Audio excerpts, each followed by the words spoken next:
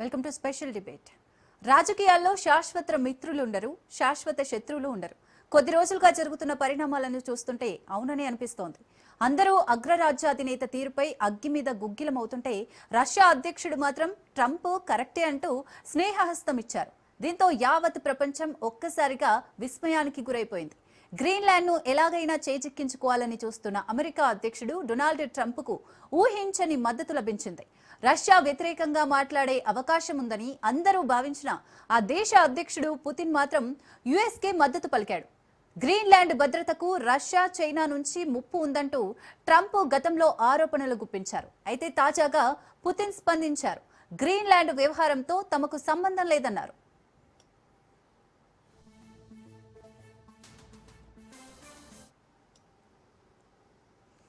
America, NATO వ్యూహాత్మక ప్రాంతమే Greenland. ఆ విషయంలో మాస్కో శాంతంగానే ఉందనే మెసేజ్ ఇస్తున్నారు పుతిన్. అలాగే నాటోపై తరచూ ట్రంప్ విమర్శలు చేయటం, యూరప్తో గొడవలు పెట్టుకోవటం, అమెరికా ఫస్ట్ విధానంతో పశ్చిమ కూటమిలో చీలికలు రావడం తమకు కలిసొచ్చే అంశాలని ఆయన భావిస్తున్నారు. అందుకే రష్యా ఆచితూచి అడుగులు వేస్తోంది.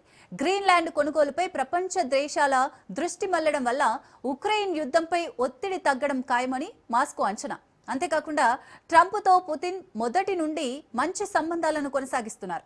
డొనాల్డ్ తీసుకునే వివాదాస్పద నిర్ణయాలను సమర్థించడం ద్వారా అమెరికా అంతర్గత రాజకీయాల్లో, అంతర్జాతీయ వేదికలపై తన పరపతిని పెంచుకోవాలని వ్లాదిమిర్ ప్రయత్నిస్తున్నారు. ఇక ఆర్కిటిక్ ప్రాంతంపై రష్యాకు ఇప్పటికే మంచి పట్టుంది. అమెరికా అక్కడ కొత్త ప్రయోగాలు చేయడం వల్ల పరోక్షంగా ఆ ప్రాంత ప్రాముఖ్యత పెరగడం తమకు మేలు చేస్తుందని మాస్కో భావిస్తోంది.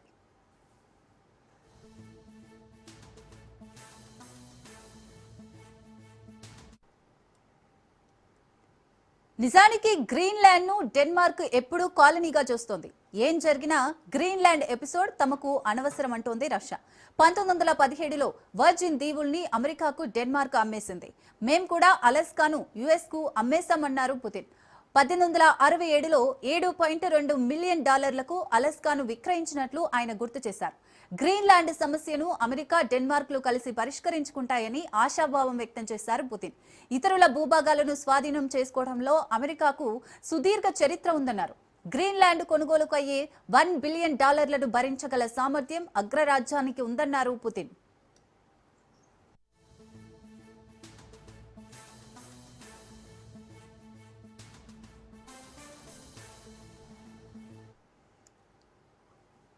రెండో ప్రపంచ యుద్ధంలో 6 గంటల్లో డెన్మార్క్ జర్మనీ వశమైపోయింది. అప్పుడు అమెరికా అండగా నిలిచి డెన్మార్క్ కోసం గ్రీన్లాండ్ లో సైనిక స్థావరాలు ఏర్పాటు చేసింది. అందుకే గ్రీన్లాండ్ ని రక్షించి తమ అంతర్భూభాగంలో శత్రువులు అడుగు పెట్టకుండా అడ్డుకుంటామంటున్నారు. ఇదే అంశం గురించి డిస్కస్ చేద్దాం. మనతో పాటు బండారు రామ్మోహన్ రావు గారు సిద్ధంగా ఉన్నారు, విశ్లేషకులు. నమస్కారం సార్. నమస్కారం, చెప్పండి సార్. ట్రంప్ గ్రీన్లాండ్ కొనుగోలు ఆలోచన ఏదైతే ఉందో అది నిజంగా భద్రత కోసమే అంటారా, లేదంటే ఏదైనా పొలిటికల్ స్టంట్ ఏదైనా దాగుందంటారా? మీకు అట్లాగే రాజనీష్ ప్రేక్షకులు నమస్కారం. రెండు అగ్రరాజ్యాలు వ్యూహాత్మకంగా తమ ప్రయోజనాలు కాపాడుకోవడానికి ప్రయత్నిస్తున్న సందర్భం ఇది. ఇవాళ కొత్త కూడా కాదు. ప్రపంచ రాజకీయాల్లో చూసుకుంటే America, Russia, China, France, Britain 5 దేశాలు వీటో పవర్ ఉన్న దేశాలు.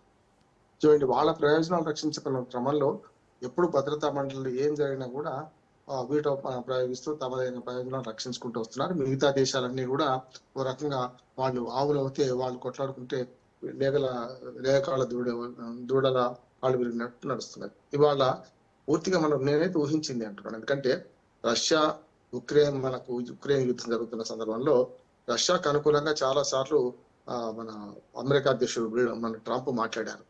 ఒక దశలో ఉక్రెయిన్ అధ్యక్షుని పిలిపించి పూర్తి అవమానకరంగా చెప్పిన మాట వింటవా లేకపోతే రష్యాకి మేము మద్దతు ఇస్తామని చెప్తే ప్రెస్ మీట్ లో మధ్యలో లేచి వచ్చిన సందర్భం చూసాం ఉక్రెయిన్ అధ్యక్షుడు జెలెన్స్కీ.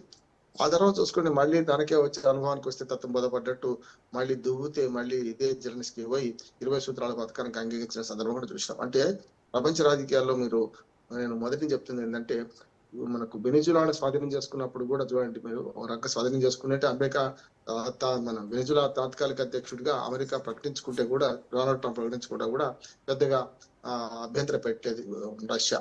అందుకనే ఉక్రెయిన్ స్వాధీనంలో కానీ మన ఇటు పక్కన మాకు మద్దతు ఇస్తే మీకు అటు ఏం చేసినా సరే అనే ఒక లెవెల్లా అంగీకారం, ఒక రకంగా చెప్పాలంటే పరస్పర అంగీకారం కుదిరిందేమో అని నాకు అనిపిస్తుంది. ఎందుకంటే నిజంగా ఉక్రెయిన్ లో ఖనిజాల పట్ల ఉన్న ప్రేమ ఉక్రెయిన్ ప్రజల మీద వీళ్ళకి లేదు, ఎవరికి, అమెరికా కూడా.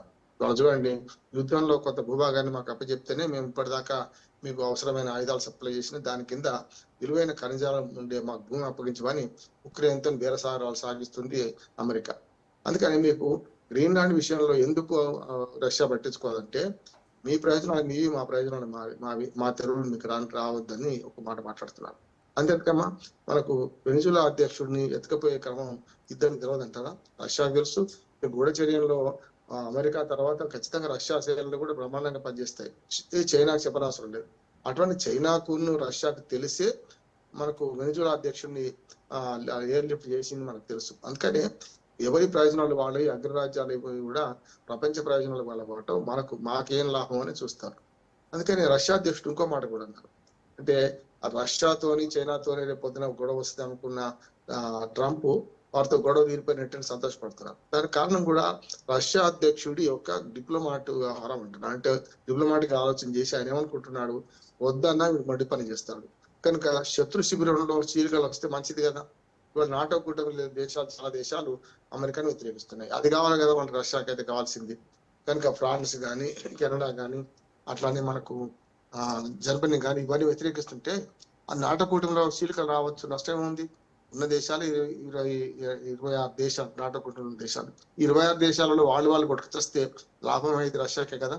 కనుక మిత్ర భేదం మనకు గతంలో చిన్నశ్రీ రాసిన మిత్ర భేదంలో, మిత్ర లాభంలో ఇట్లాంటివి కనపడతాయి. మన జంతువుల పేర్లు చెప్పి కథలు రాసినా కూడా మిత్ర భేదం సృష్టించిన క్రమంలో వాళ్ళు కొట్లాడుకుంటే మనకేమిటని ఉక్రెయిన్ మన గ్రీన్లాండ్ ను స్వాధీనానికి వ్యతిరేకిస్తలేదు రష్యా అంటారు. దాన్ని ఇంకొక మాటలో వ్యతిరేకించిన ఆగని పనిని మనం వ్యతిరేకించే అవసరంగా ఎందుకు శత్రువు కావాలి? ఎట్లాగూ నాటో కూటమి దేశాలలో ఉన్న ఒప్పందం విచ్ఛిన్నం అవుతుంది కదా, నాటో కూటమి విచ్ఛిన్నం అయితే మనం బలమవుతాం కదా అనే రష్యా ఆలోచన కూడా ఇందులో ఉన్నది. అందుకు ఇంకొక మాట పుతిన్ ఒక మాట ఉటంకించారు. గతంలో అలాస్కాను మేమే విడిచిపెట్టుకున్నాం కదా, అది అలాస్కాను కొన్నది కదా అనేది ఒకటి.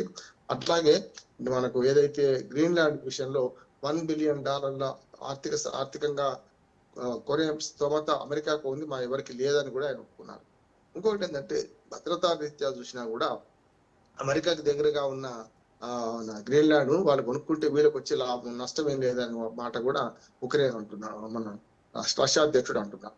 ఎటొచ్చి మా తెరువు మీరు రావద్దు, మీ తెరువు మేము రాము అనే ఒక పరస్పర అంగీకారం, అంటే బ్రాడ్ అంగీకారం కుదిరిందని నేను అనుకుంటున్నాను. చాలా సార్లు పుతిన్ ట్రంప్ పోయిన సందర్భాలు ఉన్నాయి, ట్రంప్ ను పుతిన్ పోయిన సందర్భాలు ఉన్నాయి. అంటే ఈ రెండు అగ్రరాజ్యాలు జియో పాలిటిక్స్ చేస్తూ ఎవరి ప్రాంతంలో వారు, గుండాలు కదా, లేకుంటే రౌడీ షీటర్లు కదా, ఎక్కడి ప్రాంతాలు బతుకుంటారు కదా, మా ప్రాంతంలో మీరు రావద్దు, మీ ప్రాంతంలో మీరు రావద్దు అన్నట్టు అట్లాంటి ఒప్పందం అంగీకరించకనే, అంటే ఒప్పందం రాతపూర్వకంగా ఒప్పందం ఉంటుంది, పరస్పర అంగీకారం, పరస్పరంగా ఎవరికి వాళ్ళు అంగీకరించే పద్ధతులు జరుగుతాయి నేను అనుకుంటున్నాను. అందుకని 2-3 విషయాలు కూడా ఆయన మాట్లాడిండ్రు పుతిన్. ఏంటంటే మీరు గతంలో అలాస్కాను తీసుకున్నప్పుడు కూడా మేము ఏమనలేదు, అట్లాగే ఇప్పుడు గ్రీన్లాండ్ తీసుకున్న మాకు పెద్దగా మేము స్టేక్స్ ఏం లేవు, అక్కడ మా సైన్యం మోహరించే అవకాశం లేదంటూ మాట్లాడుతున్నారు. కనుక రష్యా, మనకు అమెరికా ఈ రెండు కూడా బ్రాడ్ గా ఒక ఒప్పందానికి వచ్చినట్టు లెక్క. ఇద్దరు కూడా ఎవరి ప్రయోజనాలు రక్షించుకునే క్రమంలో మిగతా దేశాలను విచ్ఛిన్నం చేసే ప్రయత్నం చేస్తున్నారు.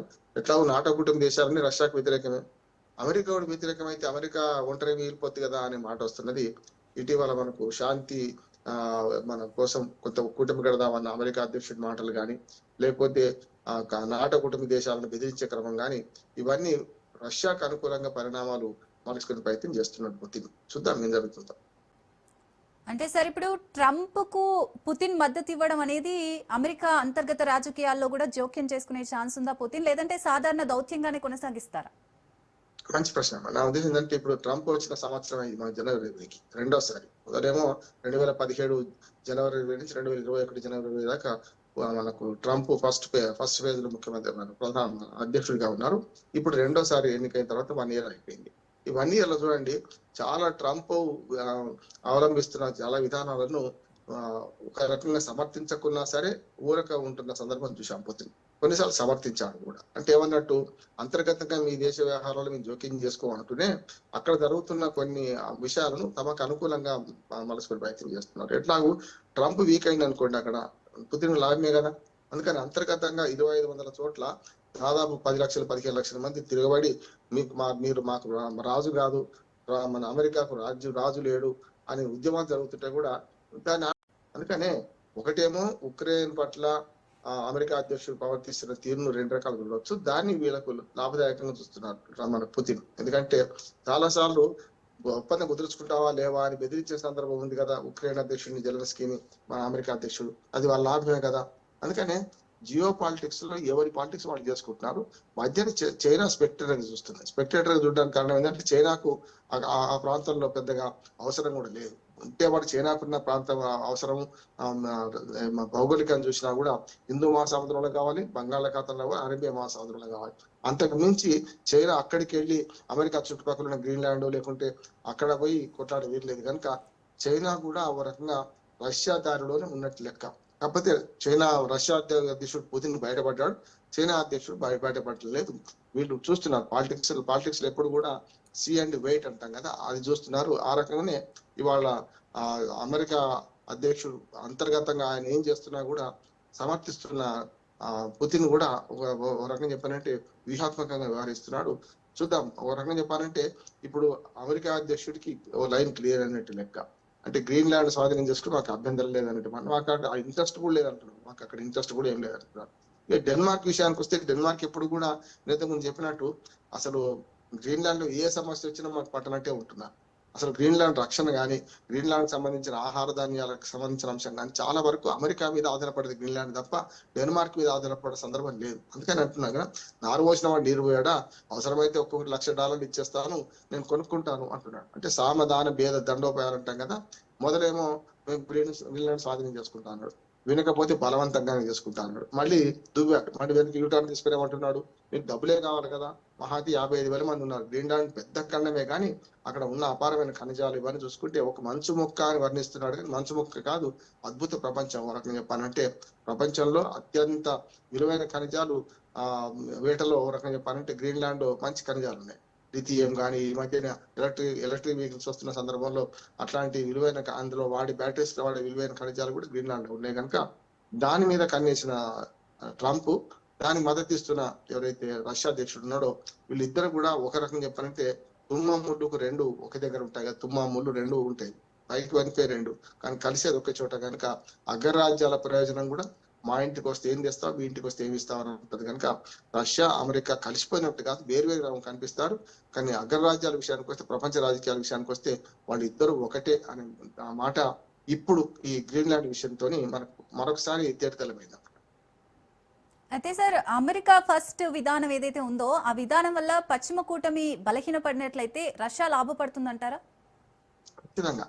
అసలైన సంగతి అదే కదా. ఇప్పుడు నాటో కూటమి దేశాలు చాలా ఒప్పందం ఏముందంటే మన 24 దేశాలు ఎవరి మీద వేరే వాళ్ళు దాడి చేసినా ఇంకోటి దాడి చేసినా కూడా మనందరి మీద యుద్ధం జరుగుతున్నట్టు లెక్క మనందరం కలిసి పోరాడాలి అని ప్రధానమైన సూత్రం. నాటో కూటమి ఏర్పడ్డ ప్రధానమైన విషయమే అది.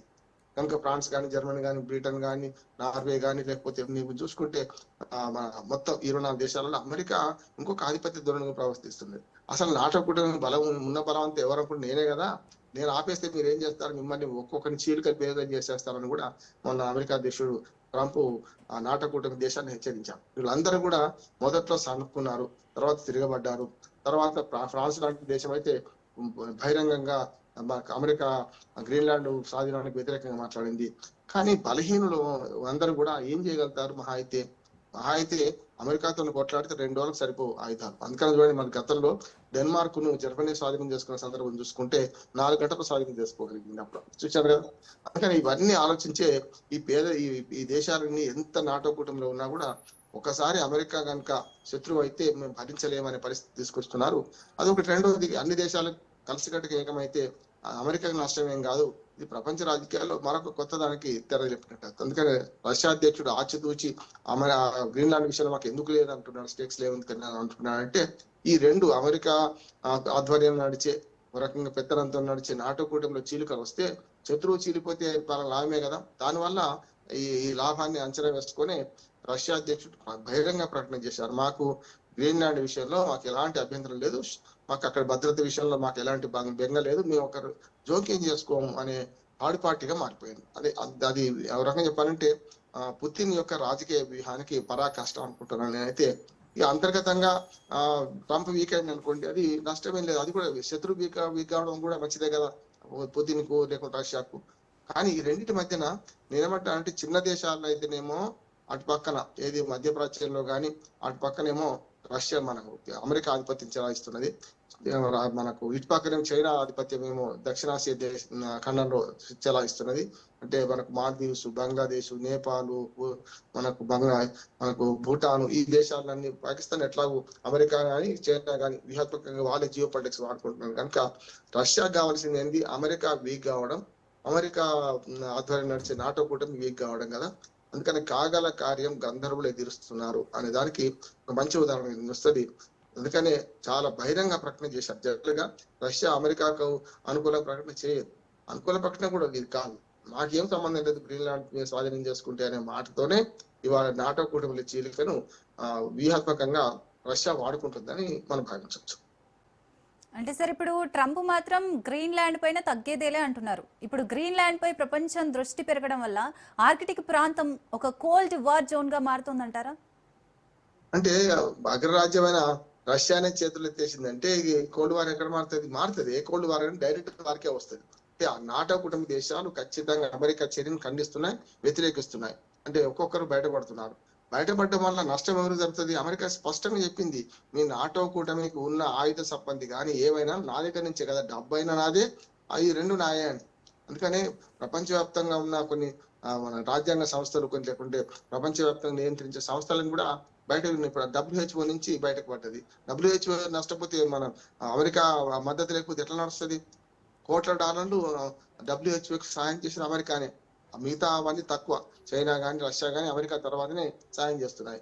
మొన్న వ్యూహాత్మకంగా మనకు ఏదైతే ఎప్పుడో దొంగలు పడ్డ 6 నెలలకు కుక్కలు మురిగినట్టు ఎప్పుడో 2019-20లో వుహాన్ నుంచి కరోనా వచ్చింది అనే మాటను అంగీకరించకపోతే అప్పుడే WHO మనకు ట్రంప్ విభేదించాం.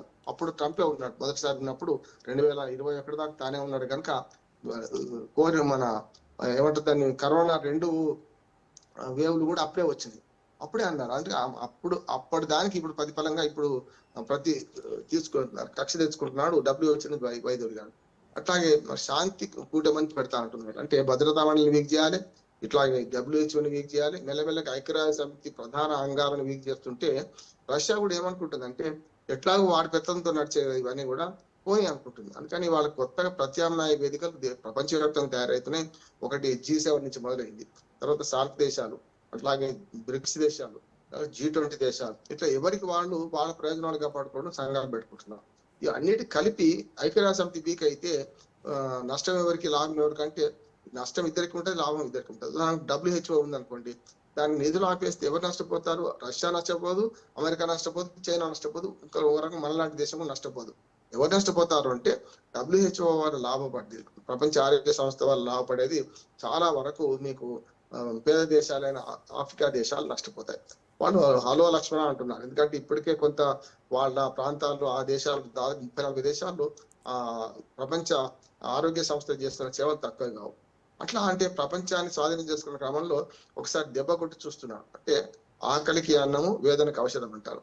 ఆరోగ్య సేవలు అందకపోతే మళ్ళీ అమెరికాకి దిక్కుగానే అందరూ చూస్తారు కదా, ఆ పని చేద్దాం అనుకుంటున్నాడు. అంటే వాళ్ళకి ఆకలి అయినప్పుడు మాత్రం అన్నం పెట్టిన కరెక్ట్, అట్లాగే వేదనకు ఔషధం పెట్టి కరెక్ట్ కనుక మేము వెనక్కి తగ్గితే మీ బతుకులు ఏమవుతాయని చెప్పి ప్రపంచంలో చాలా పేద దేశాలను హెచ్చరిస్తున్న అమెరికా అధ్యక్షుడి ఏతుందో ఇంట మాత్రం ఈగల మొత్తం ఎదుర్కొంటున్నాడు. చూశాం కదా, మన న్యూయార్క్ మేయర్ మామ్దాని ఎట్లా ఎన్నికయ్యాడు?